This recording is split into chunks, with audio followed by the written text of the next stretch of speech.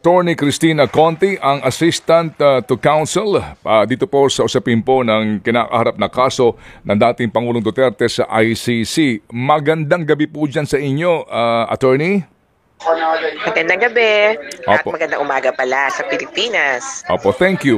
Ma'am, ito nga po ngayon ay headline po dito sa Pilipinas itong 181 items na mga ebidensya na hawak po ng prosecution na isunumite sa panig din po ng depensa. Ito ho bang 181 items na ito? Kasama ba dito yung sinasabing posibleng mga ebidensya para po naman, sinasabi nga po para po sa innocence or mitigating circumstance po sa panig ni dating Pangulong Duterte? Posible. Yung ebidensya kasi na required na ibigay ngayon, though ay hindi pa naman yan yung pangkalahatan ng ebidensya. So, initial pa lang yan. Mm-hmm. At yung parang exculpating evidence, yung tawag kasi dyan ay kind of required to be submitted already. But yung evidence, hindi yan yung tipo, ito yung mga pangalan, ito yung mga ang hiningi lang dyan, bilang, o kaya language, ano ang English ba yan, Tagalog, Cebuano, mas ganun yung mga hinihingi impormasyon, kaya baka hindi pa yung bugahan o kaya yung mismo patungkol sa merits of the case. Totoo bang humihingi po ng extension si Karim Khan para po sa submission po ng additional evidence? Yes. Yung deadline kasi niya ay, sa totoo, actually April pa. Mm-hmm. Pero parang April 11 ba? Mm-hmm. Hindi, sorry. April 11 yung sa kay Duterte. At sa bahagi niya, parang mas direction. What is the direction of your of your defense? Mm-hmm. Actually, sa kanya, ang tanong, balak mo ba na mag-invoke ng ng insanity, etc. Kung ano mang depensa yan. Pero dito kay Karim Khan, ang kanyang hinihinging oras yata, i-check ko, pero parang may nahingi pa siya ng dagdag oras para mag-submit pa ng additional. Mm-hmm. So, itong initial 181 items, mas yung parang background. Ano bang itsura nito? Ito ba ay nakapapel? Ito ba ay video? Ito ba ay tao? Testimonya? So, ganun ang itsura ng submission or yung interpares exchange of information nila. Okay. Bakit po yata, ma'am, kung mamarapati lang po ninyo, kayo ba'y nakikipag-usap mismo dito po sa ICC prosecutor bilang counsel dito po ng mga biktima ng umano'y drug war? Hindi kami nakikipag-cooperate or hindi kami involved sa prosecution of the crime. Talagang office of the prosecutor lang yan. Ang victims ay may ibang papel. Hindi namin papel na kumbaga pruwebahan yung krimen. Parang second prosecutor. Hindi mas sa amin ay views and concerns of the witnesses. Kaya sa totoo, of the victims. Kaya sa totoo, kung bulag din kami sa kaso ng prosecution, pero susuportahan namin sila all the way. Yung Office of the Prosecutor ay nasa loob, nakapaloob sa korte. So meron siyang sariling opisina doon. At independent siya sa iba't ibang mga units. May sarili siyang larga. At hindi nila kailangang, hindi sila required na mag-coordinate sa amin. Pero pwede. Ayan. So, yun naman yung arena. Pwede. Kaya lang, syempre, sila? Very strict about, una, disclosure rules. And pangalawa, about possibility of evidence coming into their play. That nabagit mo nga, exculpatory evidence. So, una, kapag kasi kami ang nagbigay o kung sino man ang nagbigay, kailangan nilang sabihin sa kabila kung sino ang nagbigay. May ganon. Hindi yung tipong gulatan na nakita na lang namin out of nowhere. Ito.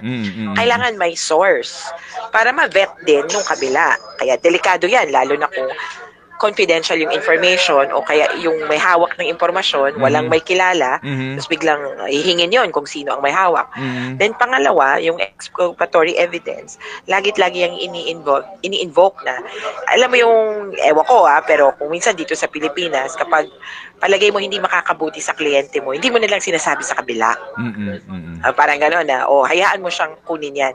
Dito sa ICC, hindi. Kapag ikaw prosecution, ang objective mo, makonvict siya, nakakuha ka ng ebidensya. For example, kalaunan, makakakuha ka ng magsasabi na, palagay ko po, hindi naman si Duterte ang may gawa niyan. Kunyari, ganong testimonya, kailangan mong ibigay sa defense para magamit nila yon. Kaya may ganon kaming sensitivities. Kaya hindi kami kaagad-agad at hindi fully cooperating with the prosecutor. They can do it on their own. Trial ready na yung mga yan. Okay, so para ho mas maintindihan naming lahat, no? Nung panahon po na nag-iimbestiga pa itong prosecutor ng ICC, nagkaroon ba kayo ng chance together with the witnesses dito po sa kasong ito na makaharap siya para nga sa pag-establish nito pong mga facts na maari pong makonsider for the issuance of the arrest warrant? Si Karim Khan mismo, hindi. Walang ganong medyo stricto sila at kumbaga independent. Kumbaga sabi nila, you can give us the leads. Yung parang, sige, sabihin nyo sa amin kung anong impormasyon. And we did that with the submission of communications to the court. But they will investigate. Kung may conclusion, hindi nila kukunin yung conclusion namin. At sabi ko, very very stringent. Kasi sa atin, parang kung sige, bigay mo na lang sa akin lahat yan. Ako nang bahala. Or ako na ang i-adapt ko na lang kung anong sinabi mo. Ito hindi mag-i-imbestiga talaga yung court. At kahit pa nagbigay ka na ng impormasyon or ebidensya na parang kumpleto na, sila gusto nila na makumpirma, makausap mismo yung, kunyari, may ni-refer kang witness, kakausapin din ulit nila yung witness na yun. Kaya sabi ko nga, medyo ibang standards. Ako, natutuwa ako kasi makikita mo na yung independence of the prosecutor from the kasi hindi parang ang lalabas sa atin kung anong sasabihin ng nagsasakdal o private complainant, tatanggapin na lang ng prosecutor kasi wala na siyang oras or tamad na siya or kung ano man. Dito talagang napakasigasi, gagawa sila ng paraan na maimbestigahan bawat isa. Sabi nga nila, nag-submit kami ng mga communications, meron daw mga footnote. Merong mga footnote. Isa-isa ida-download nila yung footnote. Kunyari, footnote, news report tungkol sa ganitong patayan. Da-download nila yan and they will cross-check. Okay. Information na nakuha sa radyo, ida-download nila yung episode at ita-transcribe, gagawin pang English. Kaya ito yung tipong makakapag-convict talaga sa mga katulad ni Duterte. Okay, so ma'am, sa ngayon, ano talaga ang papel nyo sa kasong ito? Ano ba ang tamang title nyo dito? Tama naman yun na ICC assistant to counsel. So, ibig sabihin, I can appear before the court. Pero ang inaabangan namin ay ang pagbubuo ng litigation team. So, counsel for victims. Yung litigation team ay bubuuin ng mga abogado na involved or representative ng mga victims na magka-qualify. Kasi, Manong Ted, yung next stage talaga para sa victims. So, wala kami pakialam dito sa defense and prosecution na ebidensya. Or, well, we could, but very minimal. Hindi kami required. Ang importante para sa victims ngayon, mag-register, mag-participate. Medyo technical at siguro manghingi ako ng paumanhin sa mga biktima na, ako, pwede ako dyan. Kaya lang may technical limitations or scope ito. Katulad ng, yung mga biktima na namatay, o EJK, o yun yung kunyari kung yun yung itatrial, yung mga biktima na namatay pagitan ng 2019 at 2022, out na. Pero feeling nila, di ba, biktima sila. Pero sorry, hindi po kayo malamang masasama. In the future, kung sabi ng ICC, ang itatrial lang namin, kasi syempre yung best case possible, ang itatry namin ay mga kaso, hindi sa buong Pilipinas, kundi sa NCR at sa Bulacan lang. For example lang example. Di, laglag yung mga nasa Cebu, yung mga Mindanao killings, parang ganon. Hindi sila matatawag na victims of the case. Opo. Yung papasok lang sa scope na particular ang magpa-participate. Pero sabi nga namin, hindi naman ibig sabihin para sa pansarili lang nila yon. Kung sino man po ang makakapasok, paninindigan nyo yung interest ng mga biktima na hindi nakapasok. Kaya masinsinang paliwanagan, masinsinang pakiusapan ito, yun yung gagawin namin sa susunod na mga linggo. Kasi kailangan on board kami lahat and on the same page. Opo. So kumbaga ma'am, kung tama pagkakaintindi ko, nandidiyan kayo, ilang pa mga abogado, dahil may mga biktima dito at napepwedeng maging ipatawag bilang testigo na sakop noong pong timeline na pinapanagot ang dating presidente bilang mga tagapagpayo nilang legal. Ganun po iyon? Yun. Kaya lang, i-klaro ko kasi siguro nga sa atin, ang pag sinabing biktima or private complainant, nagwi-witness. Sa ICC, hindi automatic. Okay. Opo. Hindi automatic. May ilang witness na pwedeng may ilang biktima na pwedeng mag-participate na witness. Pero sa kalakhan, ang mga biktima ay magpa-participate lamang sa pagbibigay ng kanilang mga pananaw at kuro-kuro. Yun yung importante sa korte. Kakaiba ito. Kasi parang, bakit may feelings involved? Well, these feelings matter. At kunyari, sa korte, tatanungin nila, ito may nag-a-apply for interim release. Labas sa legal arguments, labas sa jurisprudence, labas sa mga kung ano pang gusto nyong legal na argumento at issue, ano ang pananaw ng biktima? Pwede sabihin ng mga biktima, natatakot po kami kasi baka balikan kami. Ayaw po namin yan kasi hindi siya measure of justice. Ayun, parang ganon. Mas yun yung kukonsentratean dapat nung lawyers for the victims or counsels for victims. Okay, sige po. Again, hindi kami pwedeng hindi directly involved dun sa prosecution, hindi kami second prosecutor. Bagaman kakampi namin, syempre. Ang kailangan talaga ay mag-concentrate ano ang pananaw ng mga biktima. Medyo iba, no? Opo. Attorney, ganito, no? Sa atin po kasing patakaran, the accused have the right to face the accuser, no?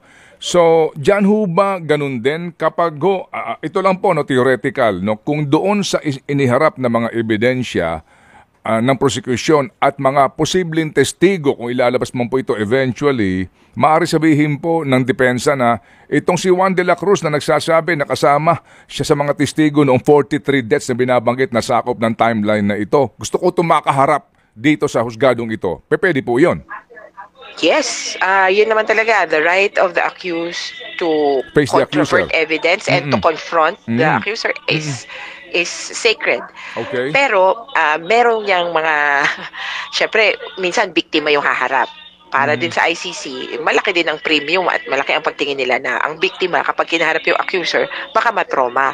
Kaya yung nakita natin nung first appearance, may online appearance, baka pwedeng ganon. So, bihira na pagsamahin ng ICC yung victim and the perpetrator on the same in the same room. Okay. Opo. Kasi baka ma-retraumatize. Kaya pwedeng ganun at yun naman ay substantial compliance dun sa karapatan na to confront. Ayan, no? Kaharap mo pero sa TV. So pwedeng gawa ng paraan for kumbaga, protection din ng biktima and even yung accused. Opo. Sa ibang pagkakataon, kung di tayo manonood tayo online, tutok tayo dyan, nakapixelate yung video. Okay, opo. Sige. So, hindi mo kita yung mukha. Tsaka hindi nakapangalan. Opo, sige. So, may mga paraan. Opo. Attorney, kasi po confirmation of charges lang po ang mangyayari supposed to be on September, right? Opo, tama. Yes. Okay. And then, between now and September, maaari pong mag-apila ang depensa na pansamantalang palayain siya, no? Oo. At dun ho bang sa ganung pagkakataon kapag ito po'y na-formalize ng depensa, yun pong binabanggit kasi ng kanilang abogado, si Kaufman, dyan ho ba obligado ang prosecution, si Karim Khan, na abisuhan kayo, nakunan muna kayo ng reaksyon, kumbaga komento, bago po magdesisyon dito ang court? Yan precisely yung role. Actually, hindi kasi Karim Khan lang ang magre-request, kundi mismong korte. Hihingi niya yung pananaw ng mga biktima. Kaya importante yung pagre-register bilang formal na pagkilala. Kasi pag nag-register ka, mag-aasasabit ka ng ID, may application form, medyo stricto. Opo. Kaya yung paghihingi ng pananaw ng biktima, required nga sa ICC. Kaya maganda, natutuwa kami na, wow, iba yung role dito. Hindi lang simpleng parang mag-witness ka tapos sasabihin mo magkano yung nagastos mo sa burol. Dito, pati yung pananaw, yung feelings, and how it would affect your family. Sige po. So, attorney, meron po lagi binabanggit ng mga ICC accredited lawyers, no? Opo. Kayo ho ba ay hindi pa accredited ngayon? Kayo ba yung mag-a-apply for accreditation? Ngayon, accredited ako na assistant to counsel. So, pwede ako maging bahagi ng legal team. May ICC accredited counsels at sa Pilipinas 5 yan. Yung parang mga binibilang na mga pangalan. Yung 2 doon, sigurado ako, para sa biktima. Yung isa, para sa akusado. Kilala niya na natin yan. Ako mismo, wala pang plano, ayusin pa namin yung pero definitely, I could be part of the team. Opo. Pwede, option din, dahil nabanggit mo na rin, yung niya, yung itsura, etong mga counsels, ay kahit sino dyan pwede mong piliin, kahit hindi naman Pilipino Kaya ang option ng mga biktima, up to 1,000 people. Pwede kayong pumili dyan kahit hindi Pilipino. Pero syempre, sabi nga nila, syempre pipiliin ng Pilipino, kapwa Pilipino.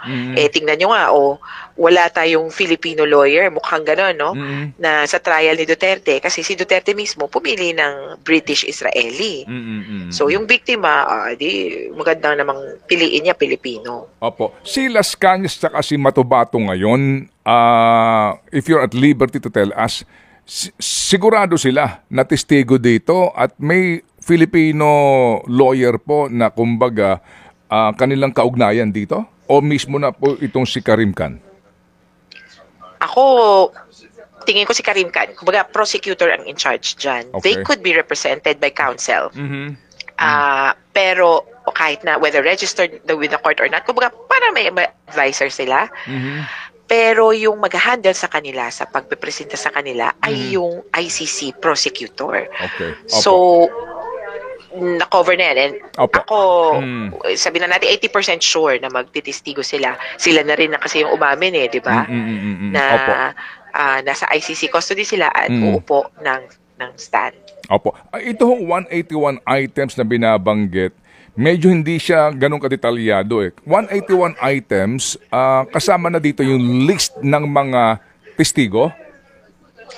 Hindi pa yung pangalan. Kasi ang hinihingi, kung babalikan natin yung order before, ang hinihingi ay how many and which pieces of evidence can be immediately disclosed without redactions. So ang tanong, ilan lang? Hindi yung hindi yung sino. How many persons does the prosecution intend to call as witnesses?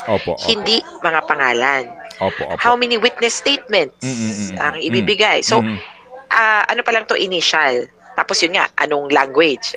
Ito ay initial at iniisip namin na preparatory ito dun sa paghahanda ng depensa nung kabila, ng defense ng Nina Duterte. Ano to, step by step. Sabi ko nga, very crucial na maintindihan natin yung process kasi walang ganyan sa atin. Ma'am, sa inyo ho ba sa Filipino lawyers, kasama sa inyong listahan si former Senator De Lima? Again, hindi po kami ang magbibigay ng witnesses. So, si Karim Khan. Ayaw din namin mag-speculate. Pero ako, as speaking for myself, I would like her to testify. I would love for her to take the stand. And in a formal proceeding, kasi hindi niya nagawa ito, no? In a formal proceeding, recount everything that happened to her and end with the acquittal. Kumbaga yung mga yung mga kaso niya napatunayan namang hindi. But we have to wait and see. Ang prosecutor ang mapagpasya dyan. At kahit gaano namin ipilit, sasabi ng prosecutor, hindi, may mas malakas kaming testigo. Diba? Malay natin. Sige po. Okay. So, ma'am, kayo po, you're going to stay there hanggang sa hanggang sa magsimula na po itong confirmation of charges? Naku, hindi naman. Pabalik-balik din ako dahil ako babalik na ako soon dahil kailangan ko nang konsultahin yung biktima. At dahil magsisimula na yung proseso ng participation. So, hindi po ako nag-a-asylum din. Attorney, ano lang to, trabaho lang muna. Attorney, meron pong signature campaign ngayon na inululunsad para sa ICC po, para sa pansamantalang paglaya ng dating presidente. Ano pong take nyo doon? it's not within the processes of the court at malamang hindi papansinin. Kasi, parang gano'n, sasabihin ng court, you have to submit something, a legal argument before the court, and you have to have standing. Hindi porque Pilipino ka, pwede ka nang kumuda-kuda. Dito sa ICC, they look at the facts of the case, at the law of the case, at hindi dapat nagpapa-apekto, at I highly doubt na papansinin niya ng mga judges. Ang kailangan gawin ng Duterte, kaya sabi ko nga, ito sorry, pero unsolicited advice. Mag-usap sila sa group chat, kasi si Kitty at saka si Pulong yata nasa Supreme Court dumudulog. Si Sara, sabi niya, move on. Sara is at one point, from one aspect, correct. Mag-move on na at mag-engage sa ICC because the relief that Duterte wants can only be granted by the ICC. Sinong pwede mag-utos dun sa mga jail guard na, laya na yan, palabasin nyo muna, temporary release. O kaya, walang jurisdiction ng court at palayain na yan, dismissed ang kaso. Only the ICC. So you should engage with them in the proper forum. Opo. Kahit pa kailan ba to? Sa 28, Sa Makalawa. Kahit pa mag-rally sila sa labas ng hindi bibigay ang ICC na, gano'n, natakot kami na libo-libo kayo, hindi. Opo. Sige. You have to engage with the processes. May pahabol pong tanong si Chacha. Please, Cha, go. Yes po. Attorney Cristina, kung sakali man na possibly ito yung paulit-ulit sinasabi ng Duterte side that they will really file an interim release. Paano nyo po kaya posibleng matulungan yung ating prosecutor? Ano yung mga isusumiti nyo pang depensa po sa korte bilang argument laban dun sa pansamantalang paglaya? Yung isang dahilan para hindi i-grant ang interim release ay yung posibilidad na manira ng ebidensya. At yung ebidensya yan ay tao, testimonya, o kaya papeles, documentary. At kung sa pananaw ng mga biktima, so tatanungin kami ng views and concerns. Kung sa pananaw ng biktima, natatakot sila at may intimidate sila. At kung merong magre-report na may nangyayari ng kababalaghan, kumbaga, pakikinggan yan ng huwes. Kaya tingin namin, well-placed ang mga biktima na mag-oppose dahil sila ang apektado. How would their interests be affected by an interim release? Okay. Para ang lalabas dyan, makakakuha ba kayo ng hustisya? At pag sinabi ng biktima, parang hindi. Parang nasa laula lang yung nangyari. Sasabihin siguro ng korte, okay, we need to listen to them because in the first place, this case is for them. Okay. Sige po. Attorney, last na lang po sa akin, go. bago pang aming mga balita. Sinabi niyo po nung nakaraan na posibleng madagdagan ang kaso ng Pangulo dito po sa pambabash, hindi lang sa mga abogado na may hawak po dito sa kaso, lalo na po doon sa mga pamilya ng biktima ng EJK victims. Ano pong posibleng kaso ang maidadagdag doon? Yung Article 70 or Offenses Against the Administration of Justice, mas nakatuon dun sa intimidation ng witnesses or potential na witnesses. So, malay nyo, yung mga biktima ay potential witnesses. Second, yung intimidation and interference with the work of the court. Yung judges na parang pinipilit na, kumbaga, pumabor kay Duterte, pwedeng maging basihan. Kaya lang, sabi nga namin, of course, kailangan mong iturol yun na si Duterte yan, plano niya yan, at ito ang naging kalakaran. Medyo long shot, I would admit. Pero, well, worth a try. Kasi, naalala nyo, noong 2018, sinabihan na ni Duterte pinagbantaan na niya na si Fatou Bensouda, yun yung klaseng pagbabanta for the court or any of its personnel to not do its job or to do its job improperly. Yan yung pinaparusahan dun sa Article 70, Offenses Against the Administration of Justice. Pero sa pangkalahatan, of course, the court will not bow down or bend to their political exercises. Pero the fact itself that they are doing that could be wrong and should be penalized. Sige po. So, Attorney Conti, salamat sa inyo pong panahon and good luck, ma'am. Maraming